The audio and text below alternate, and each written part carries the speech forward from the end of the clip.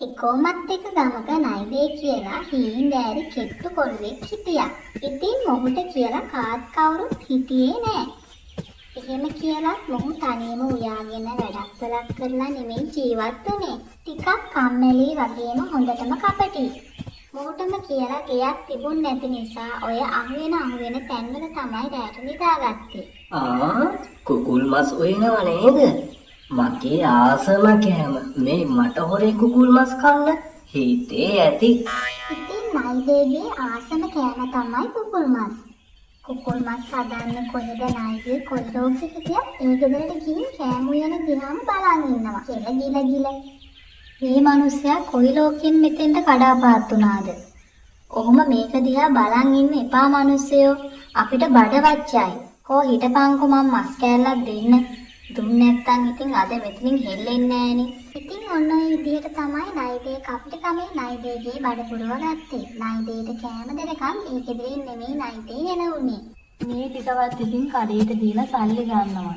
අනිත් කොමුඩු වැල් ටික මැරුම් නැත්නම් ඊට වඩා මට අක්ෂයන්නම් ගන්න තිබුණානේ. කොමුඩු. ඉතින් නයිදේට කොමුඩු කිරි ටික දැක්කාම කොමුඩු කන්න පෙරේත කමක් ආවා. වෙනදා විදිහටම කොමුඩු දිහා හෙල්ලෙන්නේ නැතුව බලන් හිටියා. මොකද නයිදේ කොමුඩු ජීවිතේට දැකලා නෑ වගේ බලන් ඉන්නේ. මෙතන තියෙන්නේ කොමුඩු ගෙඩි 7-8යි. මෙතන ඉන්නම් එක ගෙඩියක්වත් දෙන්න බෑ නයිදේ. ඒක නිසා ඔහේ ආපු අතක් බලාගෙන යන එකයි ඇත්තේ. ඉතින් විකුණ ගන්නත් විශාල කොමුඩු කිරි ටිකක් නෑ කියලා නයිදේට කොච්චර කිව්වත් නයිදේ නෙමෙයි එතනින් හෙළුනේ. මේක මහා විශාල කරදරයක් වුණානේ අපෝ. මොනවා කරන්නද මෙතනින් ගෙඩියක් දුන්නේ නැත්නම් ඉතින් මේ යකා මගේ පස්සෙන් ගෙදරටම එයි. පෙර කියා ගන්නම දෙයක් නැති වුණ නිසා එක කොමුඩු ගෙඩියක් නයිදේට දීලා විමලා නිකන් හිටියා. මේක තමයි කියන්නේ හිඟන්නගේ පාත්‍රයටත් හෙන උරා පාත් වෙනවා කියලා. මේ වසවර්ති පොලිස් ආදියා කාගෙන්වත් මට්ටු වෙන්නේ නෑනේ අම්මපා. ඉතින් නයිදේගේ නොසන්ඩාල වැඩත් සමග කාලය ගත වෙලා ගියා. මේ ගමේ ගමරාලගේ ගෙදර තමයි මේක. ටිකක් නෙමෙයි හොඳටම සැරයි. ගම්මු හැමෝම මේ ගමරාලට බයයි. ඉතින් ඔය ඔක්කොටම වඩා ගමරාලගේ පෙරේතකමක් තිබුණා කුකුල් මස් බෙදලා කන්න. ඉතින් අද ගම ගෙදර හාමිනේ ගමරාලට කන්න ලොකු කුකුල් මස් ගොඩක් තාච්චියක දාලා බැද හිටියේ. ඉතින් ඔය අතරේ තමයි නයිදේ මේ සුවද දැනලා ගමරාලගේ කඩුල්ල ගාව ඉඳන් හොරගල් අහුල හිටියේ. නයිදේ කුකුල් මස් කන්න කොච්චර පෙරේත වුණත් ගමරාලගේ වත්තලක් කිකාඩියක්වත් තිබ්බේ නැහැ. මොකද නයිදේ හොඳටම දැනන් හිටිය ගමරාලගේ ගෙදර ගිහින් කුකුල් මස් එක දිහා බලන් හිටියොත් ගමරාල අනිවාර්යයෙන්ම තමන්ව දඬුකඩේ ගලා දවසක්වත් තියනවා කියලා. තාලේ මේ ගෙට ඇවිත් ඔය මස් ටික කෑවනම් මේ දවල් පෙරේතයොත් බලන් ඇත්තේ ඔය මස් පිගාලා දිහා. අනේ හාමිනේ කවුද ඕව විශ්වාස කරන්නේ? මේ ගමටම ඉන්නේ එක පෙරේතයයි. මං දැක්ක ඕන් අපේ ගෙවල් පැත්ත බලන් ඉන්නවා. මාව දැක්ක විතරයි මිනිහා අතුරුදහන්. නයිදේ මේ පැත්තට ආවනම් මස් කෑල්ලක් නොදුන්නොත් මොන කසාය බිව්වත් හැදෙන බඩේ අමාරු නම් හොඳ වෙන්නේ. ඒක නිසා මස් කෑල්ලක් දීලා යවමු. අනේ නිකන් ඉන්න හාමිනේ මගේ මස් ටික නාස්ති කරන්න නැතුව ඔය මිනිහා බලන් ඉඳලා කීයට හරි යයිනේ. ඒ වුණත් ගම හාමිනේ රාලට හොරෙන් ගිහින් මස් කෑල්ලක් නයිදේට දීලා පිටත් කෙරුවා. කාලේ ගත වෙලා ගියා. ගමරාලගේ හේනේ සීනි කැකිලි වගා ගන්නලා තිබුණේ. හොඳ සරුවර සීනි කැකිලි හැදිලා තිබුණා. ගමරාල හේනට වෙලා එන්න අතරේ නයිදේ ගමරාලගේ මේ හේන ළඟින් යමින් හිටියේ. ඔය සීනි කැකිරි නේද? මේ තරම් ලොකු හේනක් පුරාම කැකිරි පිරලා තියෙන නිසා ගමරාල මට පොඩි ගෙඩියක් හරි දෙයි. මං දැන් ටික වෙලාවක් ඉඳන් ඔබ දිහා බලන් ඉන්නේ. මොකද උඹ මේ මගේ මුළු හේනම ගිලින්න වගේ බලන් ඉන්නේ. මේවා මේ විශාල වුණාට තාම ඉදිලා නෑ බොල. ඒක නිසා ඔබ මගෙන් උදුරු පාරක් නොකා මෙතනින් අර. ඉතින් ගමරාලට බයක් තිබුණ නිසා නයිදේ එතනින් හිස්සතින්ම පිට වෙලා ආවා. එදා රෑ නයිදේට නිින්ද ගියේම නෑ. මොකද නයිදේට මොනවා හරි කන්න පෙරේතකමක් ආවොත් ඒක කන්න ඕන නිසා නයිදේ රෑම ගමරාලගේ හේන ගාවට ගියා. ඉතින් හේනට ගියපු ගමන් හේනේ ඉඳපු ණයෙක් නයිදේට දෂ්ට කරා. වේදනාව නිසා නයිදේ හේනෙන් පිටත් වෙලා එන්න හැදුවා. හේනෙන් පිට වෙන්න කලින්ම නයිදේව ගමරාලගේ හේනෙම මැරලා වැටුණා.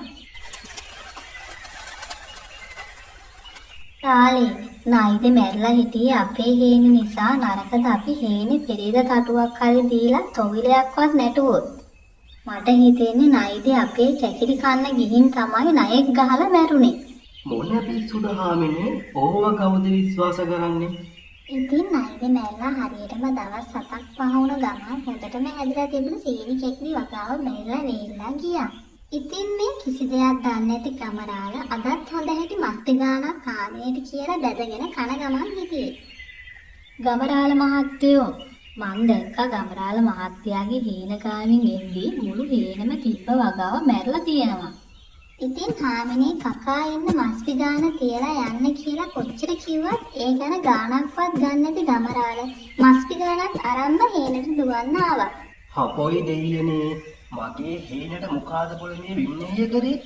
ගමරාලගේ මස්ටි ගානේ සුවඳ දැනුණු නයිදේගේ අවතාරයේ ගමරාල ගාවට ආවා. මමයි එහෙම කරේ මාව දැන් දඩුකදේ ගහනවද?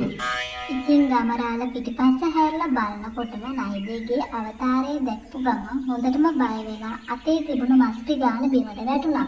බොට පිස්සුද බොල මේ මස් ටික බිම දැම්මේ? උඹ නිසා තමයි මං එදා මැරුණේ. උඹ මට මේ වෙනකන් කිසි දෙයක් දීලා නැහැ.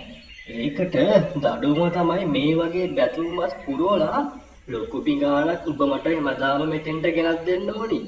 එක දවසක් හරි මට මස් නොලැබුණොත් එහෙම එදාට මං උඹටත් මේ හේනට කරපු දේම කරලා දානවා. දැන් ඉතින් මෙතනින් පළ. හපොයි දෙයියනේ කවුද යකෝ යක්කු පෙරේතෝ නෑ කිව්වේ? එතකොට මේ නයිද මැරිලා ආපහු ආවේ කොහමද? මේක ඇත්තටම මාව මරාවිද? ඉතින් එදා ඉඳලා ගමරාල නෝරදාම නයිදේට බැතුපු කුකුල් මස් විගානක් ගෙනිහින් දුන්නා. හැමදාම කුකුල් මස් ගන්න සල්ලි නැති නිසා අන්තිමට ගෙයි තිබ්බ වීගෝනේ එක දෙක විකුණලා මස් ගත්තා. ඈරාලි මේක පුදුම පෙරේත කමක් නේ ඔහිගේ. දැන් ගෙයි තියෙන වීගෝනේ ටිකත් ඉවර වීගෙන එන්නේ. ඔහෙට පෙරේතෙක්වත් ඇහිලාද මේ තරම් කුකුල් මස් පිකානක් කන්නේ? මං කිව්වා ඔහෙට එළියට වෙලා කුකුල් මස් කන්න එපා කියලා. ඇහුවද මං කියන දේ? ඉතින් මෙච්චර කල් ගමරාල හාමියට හොරා නයිදේගේ අවතාරයට කුකුල් මස් ගෙනින් දුන්න විදිය ගැන සේනල විස්තරේ හාමිනේට කිව්වා. ඇහුවද මං එදා කියපු දේ? මං කිව්වා තොවිලයක් නටමු කියලා. කනකටවත් ගත්තද මං කියපු දේ? දැන් ඉතින් හරිනේ. කරගෙන තියෙන විනාශේ. මේ තරම් කල් මං එතකොට හොල්මන් වලටද මස් බැද බැද දීලා තියෙන්නේ. අම්මපා මට අහු වුණොත් ගහනවා ඔය නයිදේගේ හතර හන්දි කැඩෙන්න. දැන්වත් මං කියන විදිහට වැඩ කරොත් ඔය යකාගෙන් ගැලවෙන්න පුළුවන්. ඉතින් හාමිනේ ගමරාලට කිව්ව විදිහටම වඳුරු මෑ හොයාගෙන ඇවිල්ලා හාමිනේට දුන්නා. ඒ වඳුරු මෑ ටික පොඩි කරලා මස් ඇතුළට දාලා බැදලා ගමරාලට කිව්වා අත පරක් වෙලා යන්න කියලා. ඉතින් ගමරාලගේ පරක්කුව නිසා හොඳටම බඩගින්නේ ඉඳපු හොල්මන ගමරාල ගෙනාපු මස් ටික එක කටටම ඉදලා දැම්මා. මොකද අද පරක්කු හෙට මීට කලින් ආවොත් හොඳයි. නැත්නම් ඇයි මොකද මීට පස්සේ උඹට ආයේ මස් කන්න වෙන්නේ? ඉතින් ටික වෙලාවක් ගිය ගමන් නයිදේගේ බඩ ඇතුලෙන් කහන්න පටන් ගත්තා. ඉවසන්නම බැරිම තැන නයිදේව හොයා ගන්නවත් බැරි විදිහට අතුරුදහන් වෙලා ගියා.